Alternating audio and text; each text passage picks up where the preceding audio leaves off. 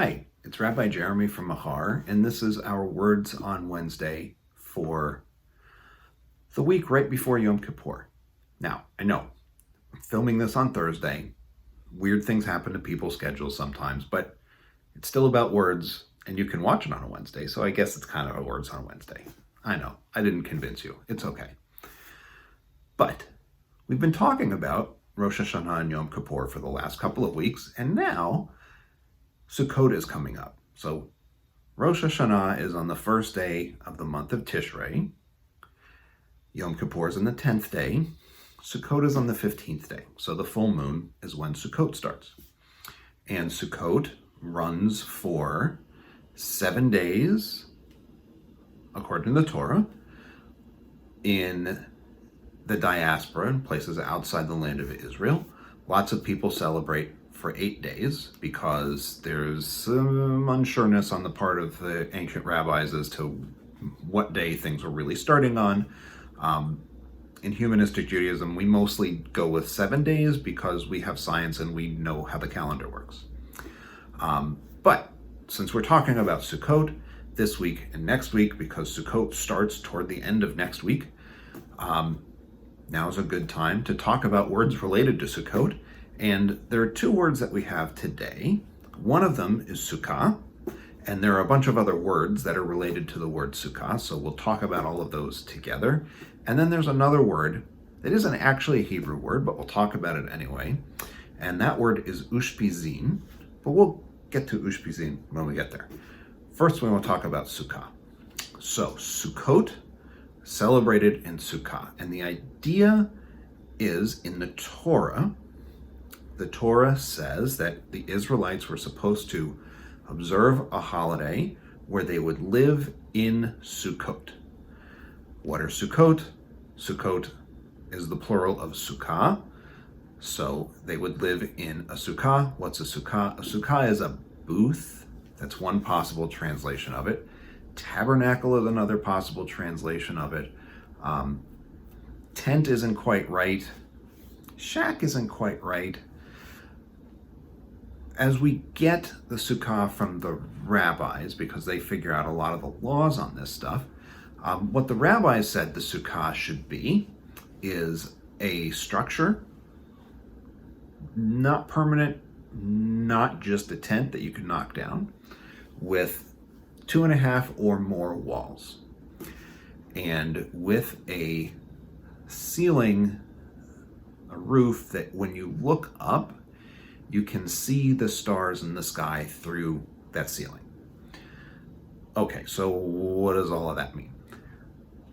What people do a lot of the time when they build a sukkah is they use thatch. What's thatch? Thatch is like straw and sticks and leaves and whatever else that they kind of pile up on top of each other and they overlap, and you can kind of see the sky. The Hebrew word for that stuff that you put on the ceiling of the sukkah is sachach. Sachach and sukkah come from the same Hebrew root, samech, kaf, kaf. So sukkah is a thing that has sachach. Sachach is the thing that is samech, kaf, kaf. Sachach, samech, kaf, kaf goes on a sukkah, which is a thing with sachach on top. There's no better way of putting it. So sachach, sukkah. Sachach goes on a sukkah, and that's how you know it's called a sukkah. Okay, so that's how we figure out that the building that you're using as a sukkah is not supposed to be a very sturdy building. You can get rained on in a sukkah. You can see the sky through a sukkah. You're not going to keep the wind out really well with a sukkah because it's not completely enclosed and it doesn't have a completely solid roof. So that's what a sukkah is, and we get sukkah from this other word, sachach. Okay, so that's what a sukkah is. The Torah says that Israelites should live in a sukkah, so the rabbis decided that what this meant by dwell in Sukkot, dwell in these booths, is that you'd actually do the things associated with living in those booths during Sukkot. So what does that mean? People will eat in a sukkah. Sometimes they'll sleep in a sukkah. They will have guests over to eat at their sukkah. The rabbis believed it was a commandment that you would do these things in a sukkah. So some people believe they are commanded to have a sukkah or visit other people's sukkot during the holiday of Sukkot so that they can fulfill the commandment the rabbis said exists for dwelling in a sukkah during the holiday. Okay, so there's this other word I mentioned, Ushpizin. So Ushpizin is not a Hebrew word. It's an Aramaic word. Hebrew and Aramaic are very closely related languages. Many people in the ancient world spoke both Hebrew and Aramaic. The rabbis wrote things in both Hebrew and Aramaic, so they knew both in some way. Sometimes they maybe only read one and spoke another. It depends on when we're talking about a particular rabbi. But they had this word from Aramaic, Ushpizin. And Ushpizin means guests. And there became a custom among Jews who celebrated Sukkot by building a sukkah. There became a custom that you would imaginarily invite major people from Jewish history. Abraham and Isaac and Jacob, King David and King Solomon, important people from Jewish history. You would invite them, not really invite them, right, because they're not alive. You would imaginarily invite them to be guests at your sukkah during Sukkot. So that's what Ushpizin are. They're guests.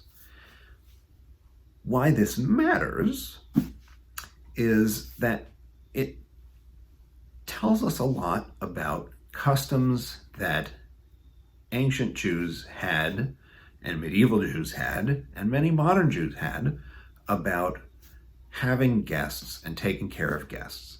And Sukkot are these temporary buildings, but they're tied to a very old practice. And Ushpizin are also tied to that very old practice by ensuring that people have a sukkah in which to celebrate Sukkot. So we've had our words for the day. We've had sukkah, and we learned the word sachach. Sachach is how we get a sukkah, right? Because sachach is the stuff that goes on top. So a sukkah is a thing that has sachach. It's a lot of sachach and sukkah, right? So we have sukkah, we have our sachach, and then we have this other, not really Hebrew, Aramaic word, but it's an important one for the holiday, so it's good to know. This Aramaic word, Ushpizin, that means guests. Hopefully next week, for our words on Wednesday, by then, I hope, I will have my lulav and my etrog, and we can look at a lulav and etrog, and we can talk about what they do, why we have them for Sukkot. A quick trivia question before we kind of turn the camera off about Sukkot. So the rabbis in the 1st to 7th centuries had a lot of debates about what can go into a sukkah and how do you know that a sukkah is really built right and all kinds of other questions. And one of the things that they talked about was that as long as the walls of the sukkah are pretty stable, you can use a lot of things for the walls of a sukkah. And so one of the things that you can use as the wall of a sukkah, according to the rabbis, is an elephant. If the elephant is willing to sit still long enough, you can use the elephant's side as the wall of your sukkah. Now, I don't think that the National Zoo is going to just let us borrow an elephant for building our Sukkot, but I guess it's nice to know that if you had to, you could do that.